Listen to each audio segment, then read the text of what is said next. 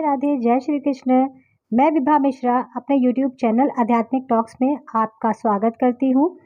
आज हम बात करेंगे जितिया व्रत की, जिसे जीवित पुत्र का व्रत भी कहा जाता है। जितिया व्रत संतान की दीर्घायु के लिए रखा जाता है। जितिया व्रत को रखने से संतान तेजस्वी, ओजस्वी और मेधावी होती है और कहते हैं कि उसकी आयु दीर्घ होती है और वह सुख समृद्धि को प्राप्त करती है। तो आज हम जितिया व्रत की कथा सुनेंगे। यदि आप मेरे चैनल पर पहली बार हैं तो चैनल को सब्सक्राइब कीजिएगा। कथा पसंद आए तो जितिया के व्रत में 3 कथाओं का प्रचलन है। तो हम सबसे पहली कथा और सबसे ज़्यादा सुनने वाली कथा, जो हर घर में ये कथा प्रचलित है, उसको सुनेंगे, जो चीलो और सियारन की कथा है। तो सुनते हैं सबसे पहली कथा। धार्मिक मान्यताओं के अनुसार जितिया व्रत की कथा बड़ी रोचक है। मान्यता अनुसार एक नगर में किसी वीरान जगह पर एक पीपल का पेड़ था। इस पेड़ पर एक चील और इसके नीचे एक सियारन भी रहती थी। एक बार कुछ महिलाओं को देखकर दोनों ने जितिया का व्रत किया। व्रत के दिन ही नगर में एक इंसान की मृत्यु हो गई। उसका शव पीपल के पेड़ के नीचे लाया गया। सियारन ने यह देखकर व्रत की बात भूल गई और उसने मांस खा लिया। चील ने पूरे मन से व्रत किया और पारण किया। व्रत के प्रभाव में दोनों का ही जन्म कन्याओं में अहिरावती और कपूरावती के रूप में हुआ। जहाँ चील स्त्री के रूप में राज्य की रानी बनी और छोटी बहन सियारन कपूरावती उसी राजा के छोटे भाई की पत्नी बनी। चील ने 7 बच्चों को जन्म दिया, लेकिन कपूरावती के सारे बच्चे जन्म लेते ही मर जाते थे।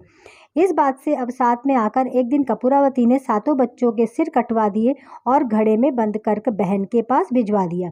यह देख भगवान ज्योतिवाहन ने मिट्टी से 7 भाइयों के सिर बनाए और सभी के सिरों को उसके धड़ से जोड़कर उन पर अमृत छिड़क दिया। अगले ही पल उनमें जान आ गई। 7 युवक जिंदा हो गए और घर लौट आए।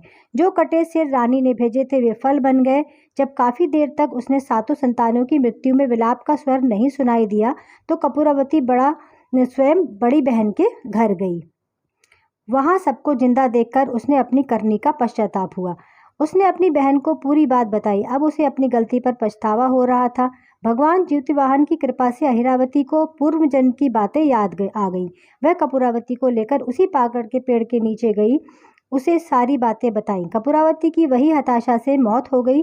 जब राजा को इसकी खबर मिली तो उन्होंने उसी जगह पर जाकर पेड़ के नीचे कपूरावती का दाह संस्कार कर दिया। बोलिए ज्योतिवाहन भगवान की जय। आइए सुनते हैं जितिया व्रत की कथा नंबर 2।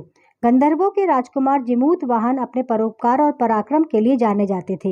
एक बार जिमूतवाहन के पिता उन्हें राज सिंहासन पर बिठाकर वन में तपस्या के लिए चले गए, लेकिन उनका मन राजपाट में नहीं लगा। इसी के चलते वे अपने भाइयों को राज्य की जिम्मेदारी सौंपकर अपने पिता के पास उनकी सेवा के लिए चले गए, जहां उनका विवाह मल्यवती नाम की कन्या से हुआ। एक दिन भ्रमण करते हुए उनकी भेंट एक वृद्ध स्त्री से हुई जो नागवंश से थी। जो वो काफी ज्यादा परेशान और डरी हुई थी। उसकी ऐसी हालत देखकर जिमूतवाहन ने उनका हाल पूछा। उस वृद्धा ने बताया कि नागों के पक्षी राज गरुड़ को यह वचन दिया है कि वे प्रत्येक दिन एक नाग को उनके आहार के रूप में उन्हें देंगे। उसी स्त्री ने रोते हुए बताया कि उसका एक ही बेटा है जिसका नाम शंखचूड़ है। आज उसे पक्षीराज गरुड़ के पास आहार के रूप में जाना है। जैसे जिमूतवाहन ने वृद्धा की हालत देखी, उन्होंने उसे आश्वासन दिया कि वो उसके पुत्र के प्राणों की रक्षा करेंगे। वचनानुसार जिमूतवाहन पक्षीराज गरुड़ के समक्ष प्रस्तुत हुए और गरुड़ उन्हें अपने पंजों में दबोचकर ले गए। उस दौरान उन्होंने जिमूतवाहन के कराहने की आवाज़ सुनी और वे पहाड़ पर रुक गए, जहां जिमूतवाहन ने उन्हें पूरी घटना बताई। पक्षीराज गरुड़ जिमूतवाहन के साहस और परोपकार भाव को देखकर प्रसन्न हो गए, जिस वजह से उन्होंने जिमूतवाहन को प्राणदान दे दिया।